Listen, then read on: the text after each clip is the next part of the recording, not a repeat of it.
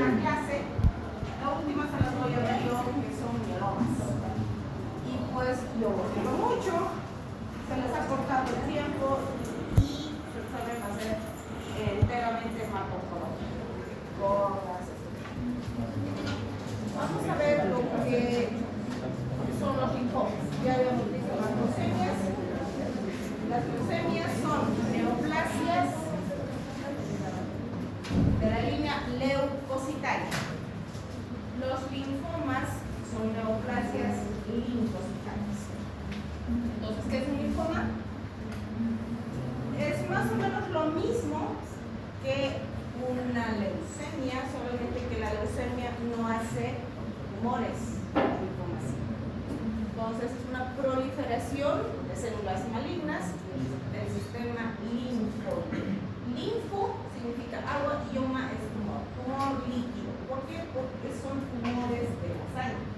Pero a diferencia de las leucemias, los linfomas forman masas tumorales. Factores de riesgo, lo mismo que para las leucemias.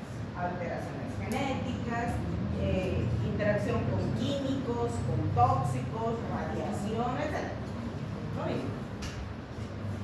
Procesos infecciosos. Aquí es determinante los procesos infecciosos. Y uno de los procesos infecciosos más importantes es el virus del Epstein-Barr. El virus del Epstein-Barr, ¿qué ocasiona? ¿Qué patología ocasiona? Mononucleosis. Y la mononucleosis es típico de los niños. Y los niños la pasan como un resfrío común y silvestre, es una epidemia. Pero nosotros, una vez que adquirimos al virus de la mononucleosis, no nos deshacemos de estos. Se quedan en los ganglios linfáticos a vivir con nosotros hasta que nosotros nos vayamos a hacer una movilidad, hasta ni la bolivia. Es hasta que nosotros empezamos a mejorar. Baja nuestro sistema inmune y estos emergen. Otro de los procesos infecciosos inductores de tumores sólidos es el Helicobacter pylori, que va a inducir cáncer de estómago.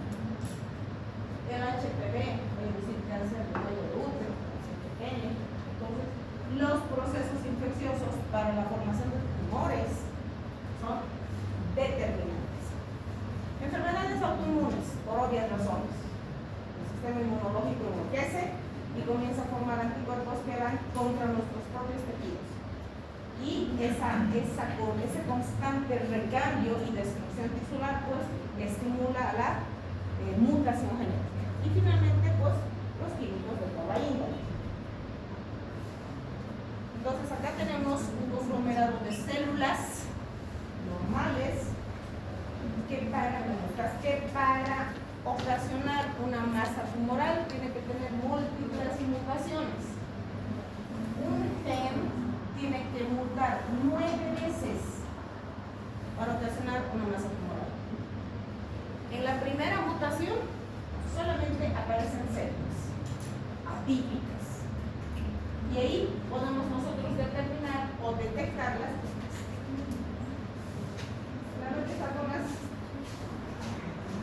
Entonces nosotros podemos encontrarlas como un hallazgo casual, pero el paciente no tiene síntomas de neoplasia y no hay clínica, es simplemente una mutación. Para la segunda mutación ya las células se están modificando, ya no pueden reparar su ADN, ya van perdiendo su capacidad de apoptosis, hasta llegar a la mutación número 9, donde me va a formar esto. Un conglomerado anárquico de células atípicas que han perdido la capacidad de apoptosis y que tienen una multiplicación descontrolada, por lo que van a formar una masa tumoral. Entonces acá tienen ustedes el tumor que todavía se encuentra dentro del epitelio del ciclo de la estructura donde está. En este caso que vamos a hablar de los linfomas es en los linfáticos, y esto va a crecer sin ocasionar ninguna molestia. No es cuece, no puede, no arde, no nada. Va a crecer, y cuando llegue a la capa basal, a través de los vasos, va a migrar y va a hacer metástasis en otros órganos. Entonces, ustedes saben que nosotros tenemos una red muy importante de ganglios linfáticos. Los ganglios linfáticos son, digamos, la estación policial de nuestro cuerpo. Sucede algún proceso infeccioso de cabeza y cuello, lo primero, se inflama el ganglio linfático. Si este ganglio linfático, pues el tratamiento no remite, sigue creciendo o comprometiendo estructuras que se encuentran alrededor, pueden ser nervios, ocasiona gastritis, pueden ser vasos, ocasiona dolor, principalmente, ya es una patología que no hay que tenerla nomás ahí en forma superficial. Esa masa tiene que ser reducida. Les decía, es el centro policial. Si ustedes tienen una muela picada y encima se infecta, van a ser ustedes un proceso infeccioso local. El primer lugar donde se va a quedar el proceso infeccioso es en el ganglio más cercano. Lo mismo sucede con los tumores. Se inicia la transformación en algún tejido y el primer ganglio linfático que está alrededor es el que va a comenzar a crecer, porque es el que retiene la proliferación de la masa. Entonces tenemos en todo lado. Y cuando ya se sale de control sucede eso. Aparece la masa. A diferencia de las leucemias, donde nosotros no tenemos masa tumoral. Eventualmente podemos ver un mediastino ensanchado, sí. Pero en los linfomas, lo primero que ustedes tienen que verificar son los ganglios linfáticos. Entonces nosotros tenemos al ganglio linfático, que es nuestra estación policial, pero tenemos otros órganos que son linfoides. Tenemos al vaso, tenemos al hígado, y hay que tenerlo muy en cuenta cuando nosotros detectamos masa tumoral ganglionar. Entonces tenemos acá, este es el ganglio, un corte del ganglio linfático, y en el ganglio ustedes pueden ver una zona externa, una zona intermedia y una zona central. En cualquiera de las zonas puede ocasionarse la neoplasia, en cualquiera. Y depende de dónde se va a ocasionar, dónde se va a encontrar el problema para que el linfoma reciba el nombre respectivo de la transformación. Y ahí está. Es un chorizo sistema de linfomas. Y no los vamos a ver en detalle, porque no es clase de oncología. Pero sí vamos a ver que existen dos tipos de linfomas, que son dos tipos grandes de linfomas, que son totalmente diferentes en cuanto a su tipo, a su inmunofenotipo, genética, a su consistencia molecular, características clínicas y laboratoriales. Son totalmente diferentes, cada uno con sus propios apartados, con sus propios tratamientos, con sus propios diagnósticos. El linfoma Hodgkin, el linfoma no Hodgkin. Entonces vamos a ver cuáles son las diferencias más importantes clínicamente de los linfomas. El linfoma Hodgkin, por ejemplo, su localización ganglionar generalmente es una. Por ejemplo, cervical, supraclavicular, axilar, inguinal, epicondrial, donde se encuentra, es una zona sola. En cambio, en el linfoma no Hodgkin puede estar aquí, puede estar aquí, puede estar en el pie, puede estar donde sea. Una distribución distinta. La diseminación es por continuidad. Si nace aquí, viene aquí, luego acá, luego a la axila, luego en cambio el linfoma no Hodgkin puede aparecer en cualquier lugar, no tiene una distribución de contiguidad. El linfoma Hodgkin rara vez afecta a ganglios mesentéricos del anillo de Goldberg, ¿no? Nunca lo anillo de Goldberg.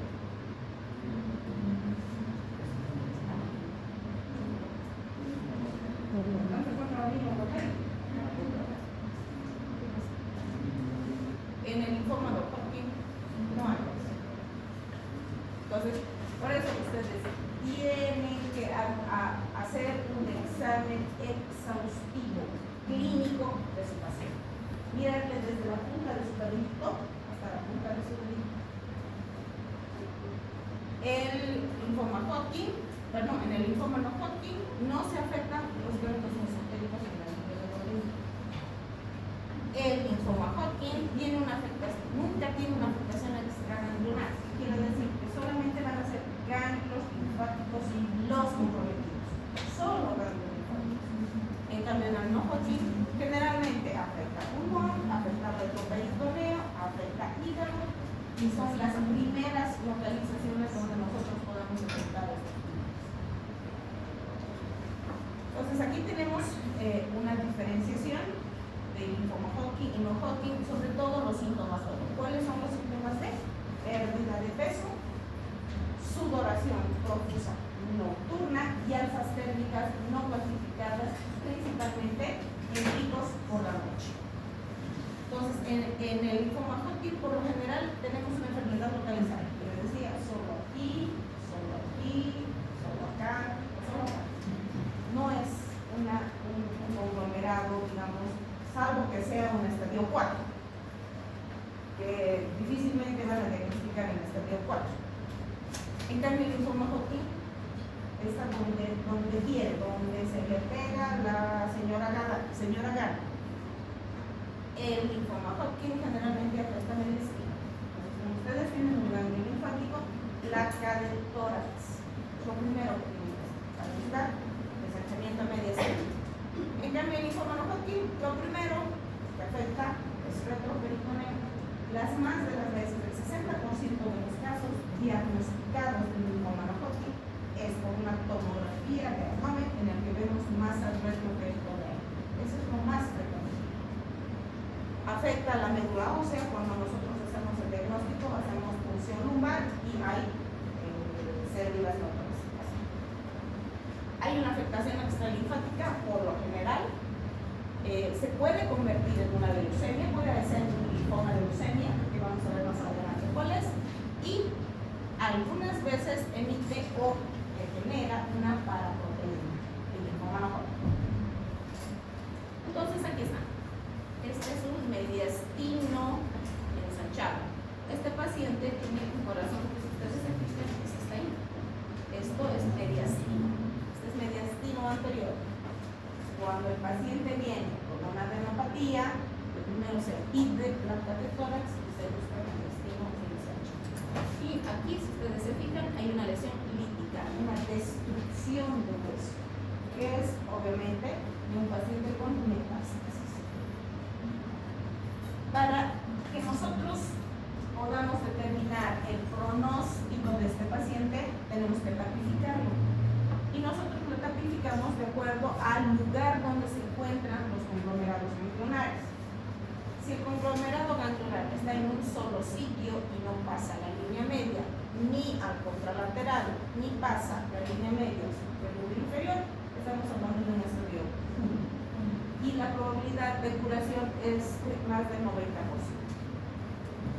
Si encontramos dos grupos ganglionares o más que pasan la línea media, ya sea izquierda o derecha o encima y abajo del diafragma, estamos en el estadio 2. La probabilidad de curación se reduce a un 60%.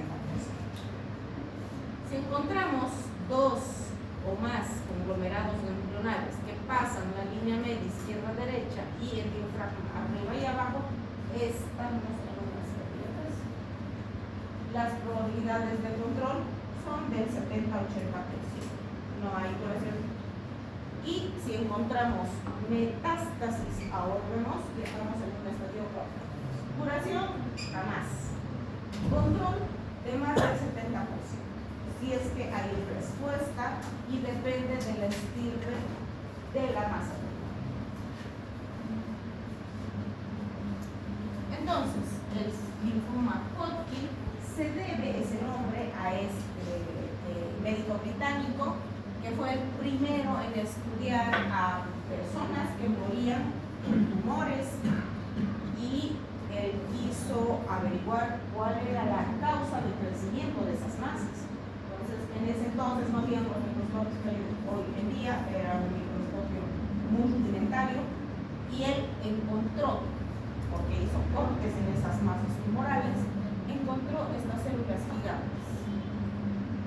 Son células que, si ustedes se fijan, grandes, binucleadas, que se distinguen del otro grupo celular.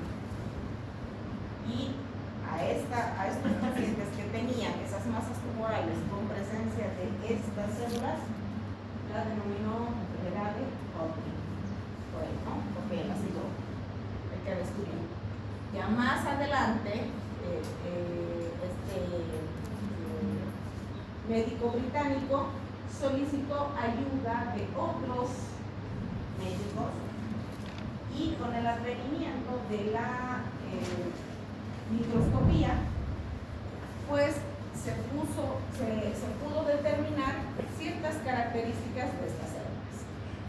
Y él fue el que dijo que estas neoplasias afectan el sistema linforetícular. 7% se encuentran en los niños, es decir, que si ustedes se fijan, este tipo de neoplasias es más frecuente en los adultos jóvenes y mayores que en los niños.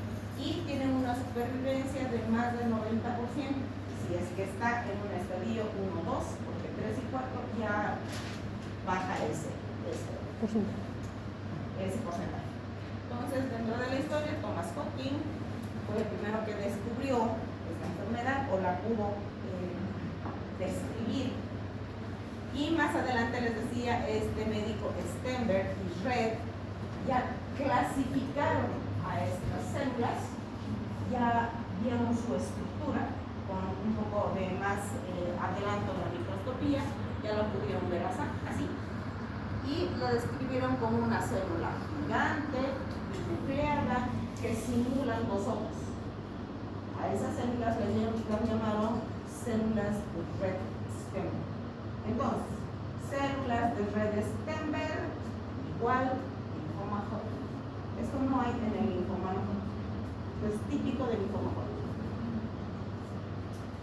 Y bueno, esta enfermedad de Hodgkin se clasifica de acuerdo al tipo de célula que está más presente en la biopsia. ¿Cómo se distinguen histopatológicamente las células de Red Stenberg? Células gigantes, poseen más núcleo eosinófilo, son linfocitos B y están rodeados por un infiltrado celular activo. Entonces aquí está, son binucleadas, son células grandes, están rodeadas por este infiltrado y puede ser mononuclear, como acá, tiene un solo núcleo, puede ser lacunar, porque está rodeado de una sustancia gelatinosa, o puede ser una linfohistiocítica, porque lo que está alrededor son histiocitos. ¿Qué son los histiocitos? ¿Sí son los histiocitos?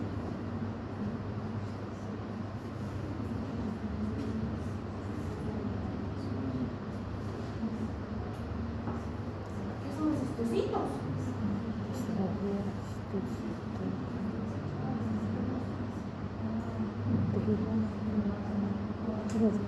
Cuando llegue a sus manos un reporte de anatomía patológica, ¿qué van a hacer? Porque eso está plasmado en su histopatológico, en su examen histopatológico. ¿Qué van a hacer si no saben que es un histiocito?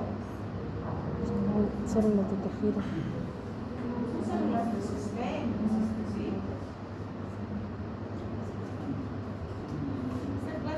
histopatológicamente en 5 tipos. Yo solamente los vamos a mencionar. Nada más, no vamos a entrar en detalle. A predominio linfocítico nodular, que se encuentran son 5%, son muy raros estos linfomas. Generalmente se presentan a mediana edad, alrededor de los 40 años. Es una enfermedad localizada. Es el más benévolo de los linfomas Hodgkin. Tiene una sobrevida superior al 90%. Y no se relaciona con el virus del Epstein-Barr. Ya les he dicho, linfoma igual virus del Epstein-Barr. Este no se relaciona con el Epstein-Barr. Y lo importante de esto son estos dos receptores de superficie que a nosotros nos permite utilizar anticuerpos monoclonales para tratar. Luego tenemos a las formas clásicas, este es el más frecuente, es rica en linfocitos. En niños se presenta alrededor del 10 al 15% y en adultos un 7%.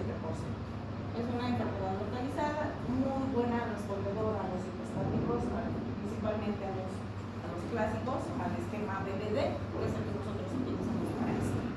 La esclerosis nodular también tiene una buena frecuencia, se encuentra alrededor del 65% de los casos, es más frecuente en jóvenes de mediana edad y en adolescentes, que son los que más se presentan. Yo tengo 3 adolescentes, uno de 14, otro de 17 y otro de 18 años, un linfoma joven. Y generalmente solamente se encuentran en ganglios, incluso retroperitoneales y mediastinales. Celularidad mixta no es muy frecuente, solo en el 27% de los casos. En los niños en un 30% está presente, en los adultos en un 60%. Y generalmente cuando nosotros la diagnosticamos ya está en una enfermedad bastante diseminada y hay una extensión extraocular, quiere decir metastásica.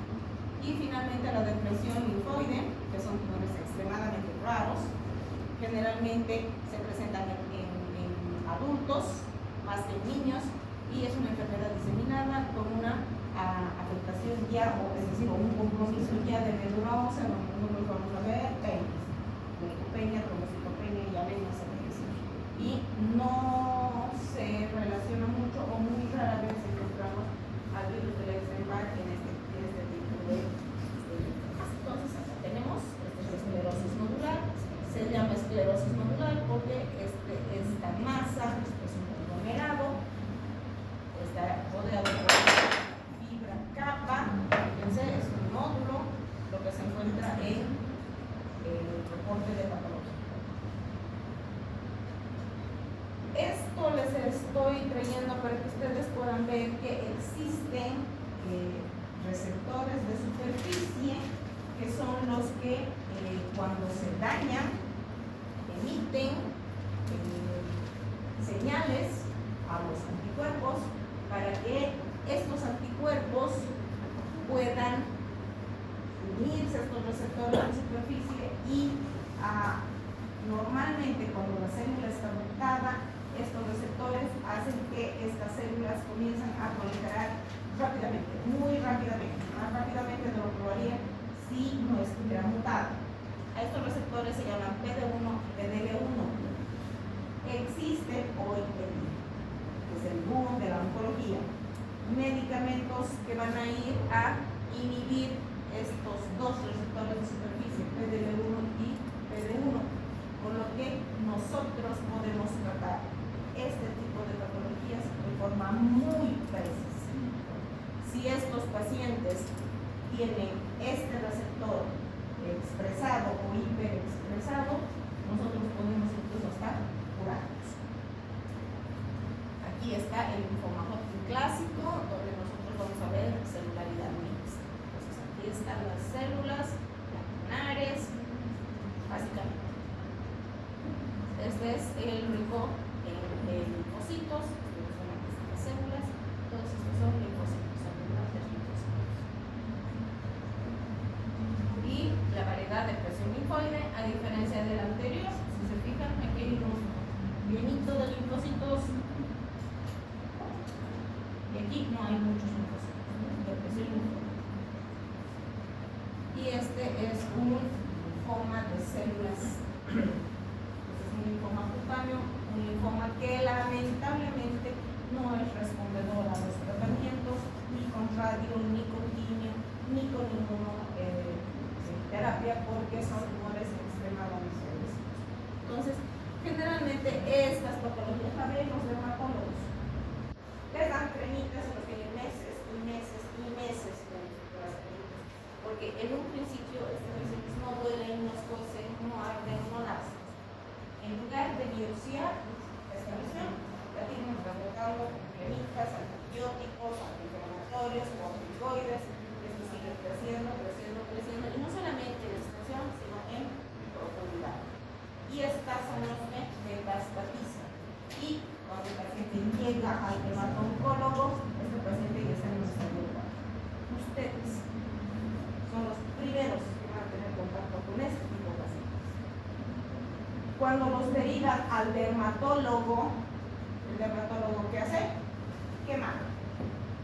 Y nunca tenemos biopsia. Nunca tenemos el reporte, porque nunca les hacen biopsia. Ellos queman, todos es láser con ellos. Entonces, muchas veces se quema el tumor primario y lo que encontramos a posteriori es la metástasis. Muchas veces ya no encontramos estas lesiones, que las podemos biopsiar, que es el diagnóstico. Generalmente, el paciente viene ya por compromiso sistémico y esta lesión no está ahí, porque la quemó el dermatólogo. Entonces, ustedes vean una lesión en piel y en 15 días, pese al tratamiento que ustedes instauran, esto normalmente es cáncer mientras ustedes no demuestren lo contrario. Y para eso, ¿qué tienen que hacer? Biopsia.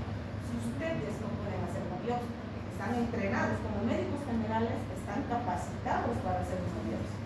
Si ustedes no pueden hacer la biopsia, deriven a un cirujano. El cirujano lo va a hacer. Se manda a patología y ahí está el reporte. Ahí les van a decir qué tipo de células son. Hodgkin, no Hodgkin. Y ustedes derivan al que correcto. ¿Cuál es la clínica? Localmente hay adenopatía no dolorosa. No es fuerza, no duele, no arde, no nada. Solo crece. Ya cuando ha comprometido estructuras por debilitar el ubicado, por ejemplo, si desplaza al lado contralateral de la laringe, lo que el paciente va a sentir es tos, sin causa aparente.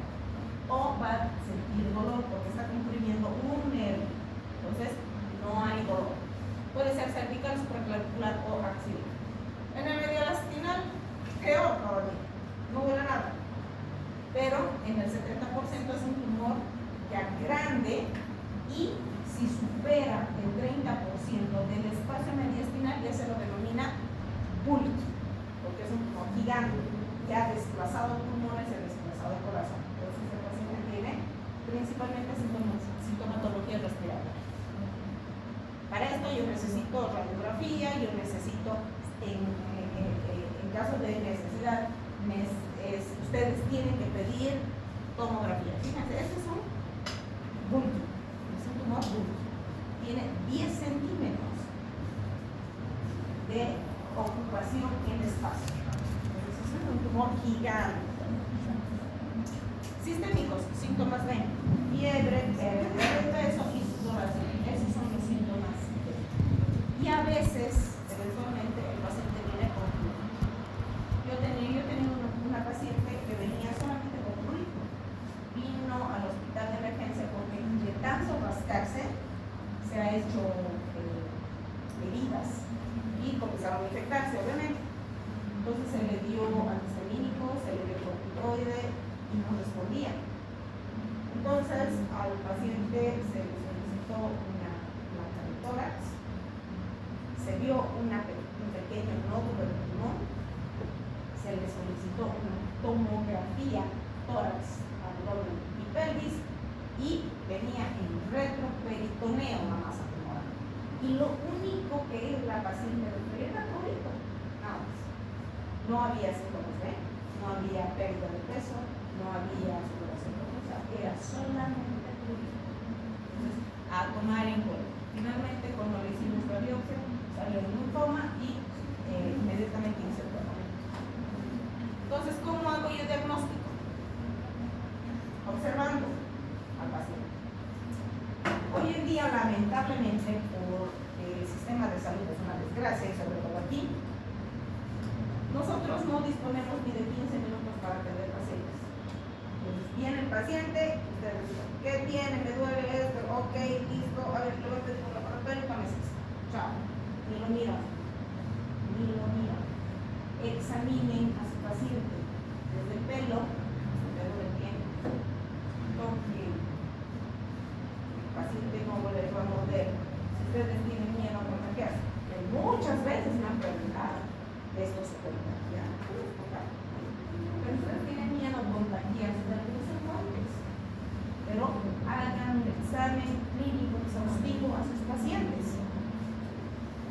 ustedes ven masa y eso tiene que biopsias. Si es una masa muy grande, solamente es una biopsia excisional. Quiere decir eso, van a cortar y van a sacar un pedacito.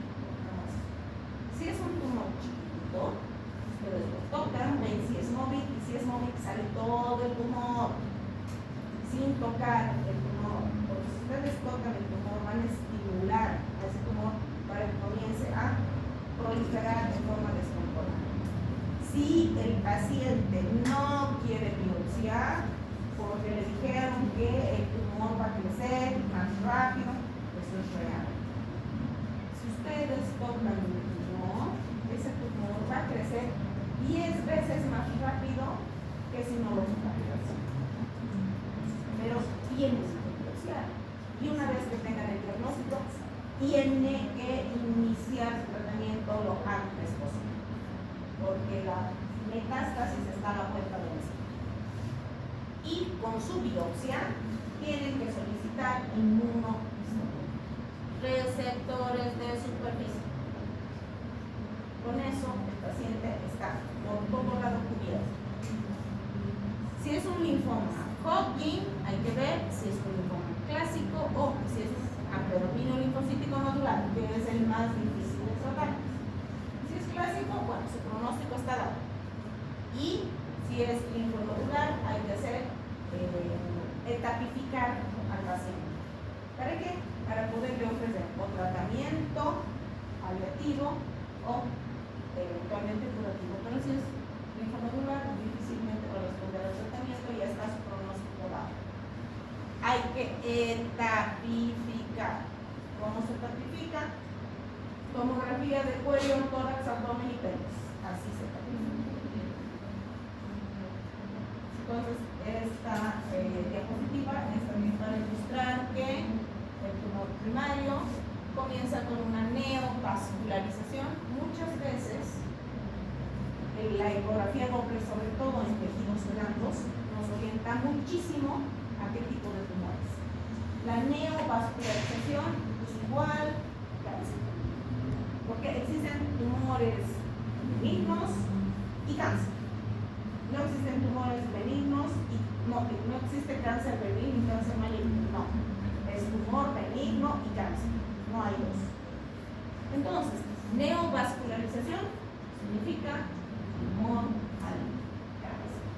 Por eso, a través de la ecografía Doppler podemos determinar si hay neovascularización, ya nos da indicio de que es un tumor maligno. Esta neovascularización hace que estas células comiencen a abrirse, a despegarse. Y estas infelices, a través del torrente sanguíneo, metastatizan. Si ustedes cortan esto para hacer la biopsia y dejan al paciente así, esto que ustedes han cortado, ese vaso que ustedes han cortado, va a evitar que los siguientes tratamientos lleguen al tumor. Entonces la respuesta sea esa. Si se hace la biopsia, se tiene diagnóstico en un lapso de 20 días, ese paciente tiene alta probabilidad de ser grave. Pero si se pierde meses y meses y años, el paciente se va a morir. Entonces ahí está, este es el tumor primario, hay desprendimiento y a través de los vasos por diapétesis, estas células hacen ingreso al torrente sanguíneo y luego se van a todo lado. Metastatizan hasta los cabellos. No hay órgano que se salga de la metástasis. Puede ir a hueso, a músculo, a corazón, riñones, a sistema nervioso, a todo. Ahí está. Estas son las células red. Este es el predominio nodular. Y mi etapificación. Igual que el linfoma Hodgkin, el linfoma no Hodgkin, también se etapifica de la misma manera. De un solo lado, estadio 1, ambos lados, estadio 2, por debajo del diafragma, estadio 3 y 4 con metástasis a otros órganos.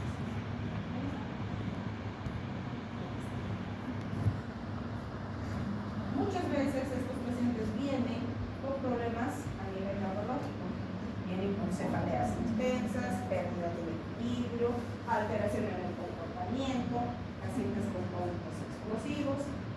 Tendrás que favorecer la tomografía y los neurólogos piden la tomografía simple, donde muchas veces no ven nada. Cuando ustedes estén frente a un paciente con sospecha de neoplasia, pídanle con contraste. El contraste, es decir, el contraste tiene un isótopo radioactivo que el tumor lo chupa. Por eso ustedes lo pueden determinar a través de la hipercaptación del radioisótopo. Esto para que vean lo mismo, que estos tumores se diseminan a través de la vía, ya sea linfática o a través de la vía hemática. Esto es un PET scan. El PET scan para nosotros los oncólogos es una herramienta fundamental para determinar un rastreo general del paciente. Este PET scan tiene un radioactivo un isótopo radioactivo que se pasa a la glucosa, es como la glucosa, el azúcar. Y los tumores, como viven del azúcar, por eso dicen que un paciente con cáncer no debe consumir azúcar, es una estupidez. Todos los órganos viven de la glucosa es la fuente de energía de todos los órganos. Este radioisótopo tiene una especie de glucosa especial, está marcada. Y esto nos permite a nosotros determinar cuáles son los puntos metastásicos. Nosotros no podemos recurrir a todos los pacientes, no podemos pedir a todos los pacientes scan. Un PET scan está por encima de los $1,000. Entonces no podemos pedirles a todos scan. Lo que nosotros hacemos es recurrir a la tomografía o a la resonancia magnética, que son más accesibles. Y cuando tenemos el tumor y hacemos diagnóstico histopatológico, iniciamos tratamiento. Una vez que terminamos el tratamiento, quimio, radio, inmunoterapia, pedimos el PET scan. Eso es protocolo. El PET scan a nosotros nos va a determinar una metástasis tan chiquita, que nos va a permitir hacer segundas, terceras líneas de tratamiento. Nosotros pedimos un PET scan, que sería lo ideal antes de iniciar el tratamiento, sería para nosotros una gloria, porque así nosotros controlamos el resultado de nuestro tratamiento. Pero no podemos. Entonces, el PET scan lo dejamos para después de haber terminado el tratamiento y hacer un control. Este es el PET scan. Estos son los focos. Este es el foco primario. Aquí tiene una metástasis. Aquí tiene otra metástasis. Y aquí se ve mucho. Ahí está.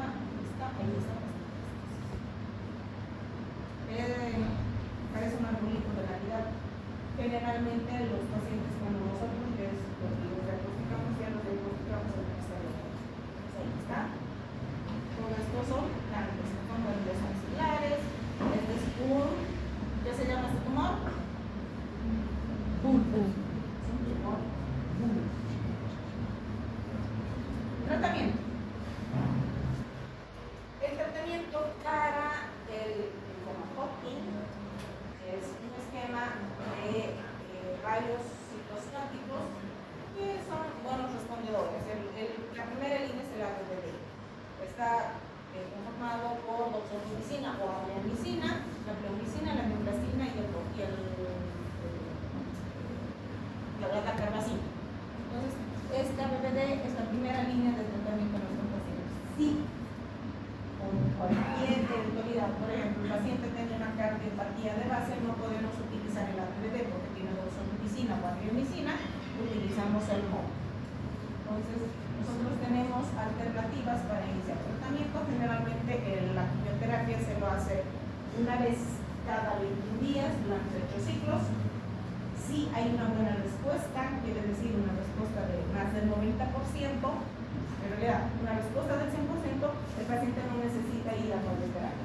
Pero si hay resto de masa tumoral, ganglionar, mediastínica o donde hubiera, el paciente debe ir a radioterapia complementaria. Y pues tenemos alternativas en las que podemos utilizar los dos dependiendo del tipo histológico. Y finalmente la radioterapia es para esterilizar el lugar de donde ha nacido. Si es mediastino, irá mediastino. Si es ingle, irá retroinguinal. Si es axila, irá retroinguinal. La radioterapia es solo local y se da radioterapia solamente al punto de inicio de la masa tumoral y margen. Bueno, estos son otros regímenes de radioterapia: el ABPD, el Stanford, el Beacop, el Shock. Muchas veces nosotros recurrimos al Shock como primera línea de tratamiento cuando el paciente no tiene muchos recursos. La primera línea es el ABPD. Y el Hodgkin, que es similar al linfoma Hodgkin en presentación clínica solamente. Se trata también de un grupo heterogéneo de enfermedades en los que va a haber un compromiso de la línea. Se clasifican en linfoma Hodgkin de acuerdo a su histopatología, inmunohistoquímica, inmunofenotipo, etc. Aquí solo tenemos dos tipos de linfomas. A diferencia del linfoma Hodgkin, que es esclerosis nodular, linfocítico, etc. Aquí hay indolente o de bajo grado y agresivo o de alto grado. No más. O tienes uno o tienes otro. El indolente es el más desgraciado, porque si bien está dormido durante largo tiempo, no estuviese, no molesta, no hace, no nada, cuando se transforma en agresivo, cuando se reactiva, es resistente a todo tipo de tratamiento. Y se dividen y multiplican muy lentamente. Largo, ni se dan cuenta. En cambio, el agresivo es una masa tumoral que crece rapidito. Hacen biopsia, esperan los 20 días, ese tumor ha duplicado su comportamiento muy agresivo. Se clasifican de acuerdo al tipo de célula implicada: precursoras linfoides, linfoblástico T, linfoblástico B, de las células B maduras, el linfoma múltiple que ya hemos visto, el de células B grande, el de células mediastínicos, el de células B mediastínico primario y el de células T, que puede ser el anaplásico. Mientras más indiferenciado, más agresivo es el tumor. El tumor anaplásico es, ya estaba los pronósticos, el más agresivo de todos, no los que tienen ningún tipo de tratamiento, ni radio, ni quimio, ni nada. Bueno, aquí vamos a ver la presentación clínica. Les decía, son similares en presentación clínica. Es masa tumoral más síntomas B. Eso tienen que buscar en los pacientes. Ustedes tienen síntomas B, tienen que hacer diagnóstico diferencial con un proceso infeccioso sobreagregado. Entonces ustedes pedirán su hemograma, su PCR, su cosita. Masa, tienen que buscar masas, tienen que encontrar a los pacientes. Muchas veces los pacientes solo debutan por derrames. El paciente viene, tose. A ver, pídanle su placa: derrame pleural bilateral, o tiene derrame pericárdico, o tiene ascitis. Solamente con eso debuta el paciente. Entonces, tienen que ver cuál es el origen. Si solamente tiene un derrame pleural y no hay masa evidente, lo que se hace es toracocentesis, se saca la mayor cantidad de líquido posible y se manda a histopatología, no a citología, a histopatología. Igual el líquido cítrico, pinches, es una paracentesis. Si salen 10 litros, los 10 litros se mandan a patología. Muchas veces, cuando pinchan, y eso lo hace la mayoría de los médicos, pinchan y me sacan 10 heces en una jeringa. Unas 10 heces no sacan nada. Si salen 5 litros, los 5 litros se tienen que mandar a patología, porque muchas veces en el sedimento salen las células y no se necesita biopsiar. Con eso ya tenemos el diagnóstico. Entonces, hay que ver esas circunstancias. Obviamente,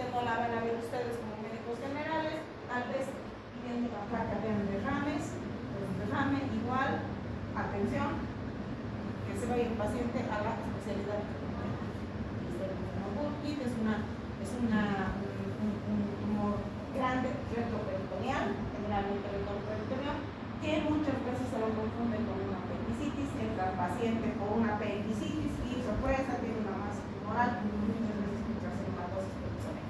Entonces, es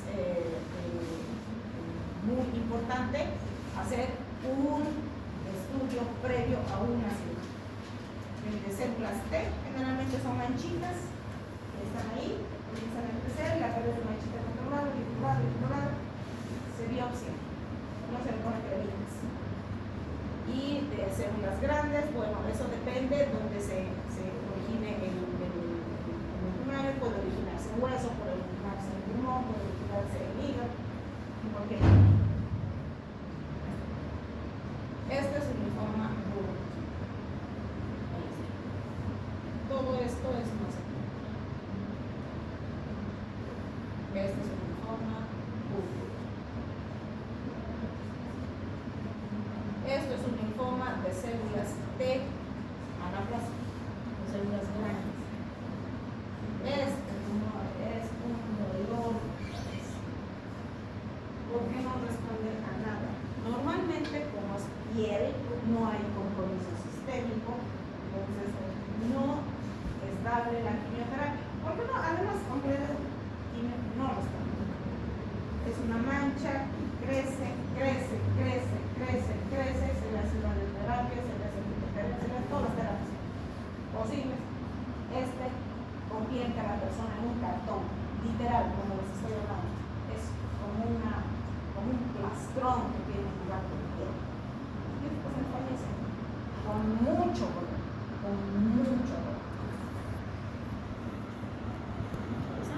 Linfoma difuso de células B, están las manchitas, y esta es la patología. Tratamiento. Para el linfoma no Hodgkin, sí, la primera línea de tratamiento es el shock, porque responden bien, excepto que sea el indolente, que sea reactivado, que es resistente. Tenemos otros como el COP, por ejemplo, y la radioterapia sí se aplica a estos pacientes como tratamiento complementario cuando existe una respuesta al tratamiento inicial y se encuentra en estadios avanzados. Si encontraron al paciente en 3-4 y ha respondido al 100% a la quimioterapia, debe ir a radioterapia complementaria. A estos pacientes se les hacen técnicas especiales porque tienen que irradiar varios sitios, a diferencia del linfoma Hodgkin, que es solamente local. Acá la radioterapia es generalizada, se hacen protecciones especiales para órganos que son sensibles como el corazón, pulmones, hígado, por ejemplo, pero tienen que irradiarse en el cuerpo. Entonces, las complicaciones en este tipo de pacientes son mucho más severas por la radioterapia, porque ocasiona una inflamación intersticial y quemaduras a nivel de mucosas.